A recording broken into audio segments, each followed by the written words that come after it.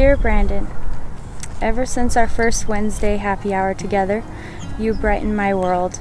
You brought the passion and kindness into it that I didn't know I was missing. At first, just as a coworker, you brought fun into my life and a smile to my face every day, sometimes even in a Jim and Pam kind of way. And little did I know I was falling in love with you. I absolutely love how we were friends first and got to know each other on a different level, and then we caught on like a wildfire. I felt like I was done changing and had become the man I would be for the rest of my life. But then you walked in, and I realized very quickly I was not done changing. Every day I want to be the best version of myself for you. I want to make you smile. I want to make you laugh. I want to give you everything you could ever want and more. Wanting the best for you has changed me. Because of you, I am a better man now than when we first met. You make me a better person, a better man, a better partner every day. Thank you for changing me. I can no longer imagine a life without you. I cannot wait to marry you. I cannot wait to be standing at the altar, watching your every step as you come down the aisle in your white gown. I thank God every day for giving me such a blessing in my life. I followed you to Arizona, and I want you to know I will follow you anywhere, because every time I look at you, I know I have a face to call home. I love you. Your animated faces and positive attitude about everything won me over in no time.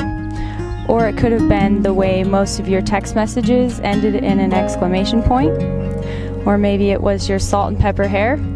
Or your Midwestern boy accent. It couldn't have been your obsession with Cardinals baseball. How I fell in love with you isn't due to just one thing. It's all those little things and more that add up. Truthfully, I am all about the little things, and you know this. I love the way you play with my hair when we watch TV. The way you know just the right amount of cream and sugar to put in my coffee.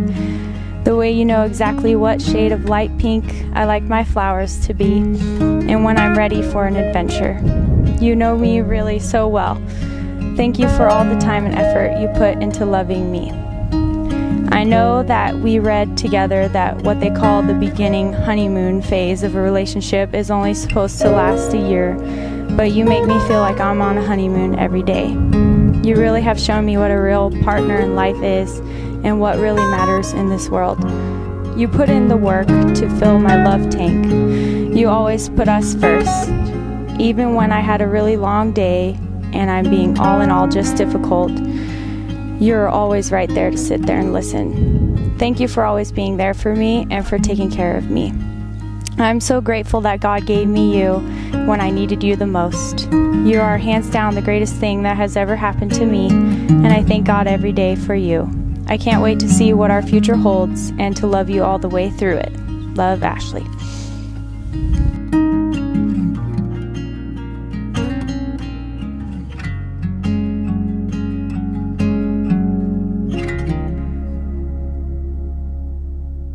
We went on a missions trip to Kenya last year, and I think I knew when we were traveling over there because we were sitting next to each other on the plane for 8 hours, real close space. So there's no getting away. But I think it was then I started to realize she was probably the one. I think by the time that trip ended, I had pretty much made up my mind. When did you know that you were going to marry him?